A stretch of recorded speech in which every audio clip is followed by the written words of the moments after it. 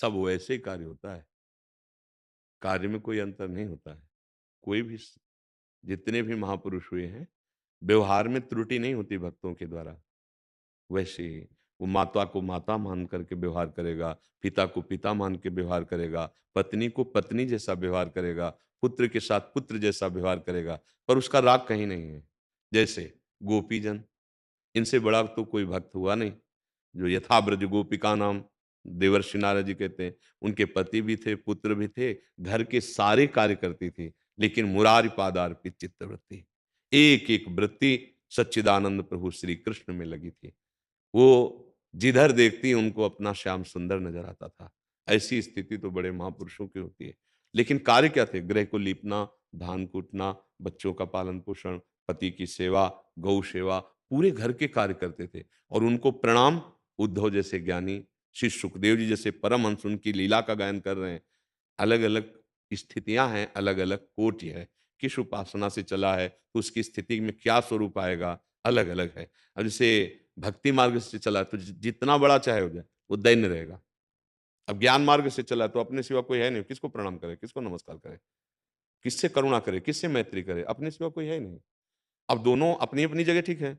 वो अपने इष्टाकार वृत्ति से ऐसे-ऐसे कर रहा है और वो अपने अभेद भक्ति से अपने स्वरूप में स्थित है। उसको कोई द्वैत नज़र ही नहीं आ रहा, तो किसको प्रणाम करे, किसका आदर करे, किसका जप करे, किसका चिंतन करे? सारे चिंतनों से शून्य होकर अपने स्वरूप अब एक-दूसरे का विरोधाभास हो जाएगा अगर ज्ञान नहीं है वास्तविक। कैसे यार प्रणाम नहीं, नमस्कार नहीं। अब ये कह रहे हैं कि कोई नाम कीर्तन नहीं करना, कोई ऐसा अब वो उसकी एक मार्ग पद्धति उसमें गया है। अब वो एक मार्ग पद्धति में गया निज प्रभु मैं देखे जगत कैसन करें विरोध मेरे प्रभु वो दैन्यता से और वो अहम ग्रह उपासना अपने स्वरूप में स्थित है वो भी सत्य मार्ग है सत्य स्थिति है। क्या प्रश्न है तुम्हारा? कि मतलब जो भगवत प्राप्त हो जाते हैं संसार में, प्रभु उनको कोई कार्य देते हैं करने को? अरे वो स्वयं प्रभु हो जाते हैं जानत तुम्हें तुम्हें हो जाए कोई दूसरा थोड़ी है।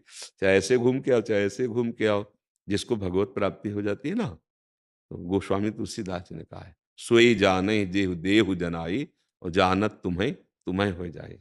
एक चौपाई बहुत सुंदर कही मम दर्शन फल परम अनुपा जीव पाव निज सहज स्वरूप।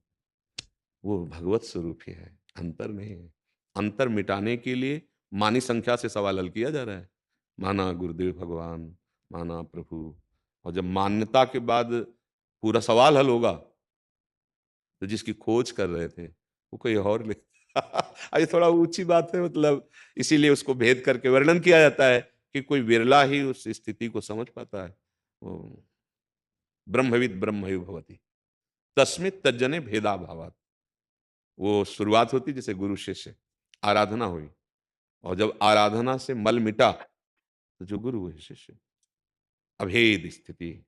तो ऐसे ही जैसे हम भक्ति में कहते हैं ब्रह्म नहीं, माया नहीं, नहीं जीव नहीं काल, अपनी हूँ सुधि ना रही, एक रहे नंदलाल। आ गया एक में, चाहे इष्टाकार वृत्ति करे, चाहे आत्म स्वरूप में। अब थोड़ा अभी बच्चे हो, नाम जप करो, साधन पे चलो।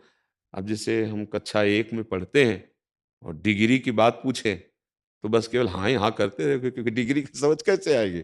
पर प्रश्न है तो उसका उत्तर है। वैसे मुझे लगता है नाम जप करो, अच्छे आचरण करो, सद्ग्रंथों का स्वाध्याय करो और सतमार्ग के संतों का श्रवण करो।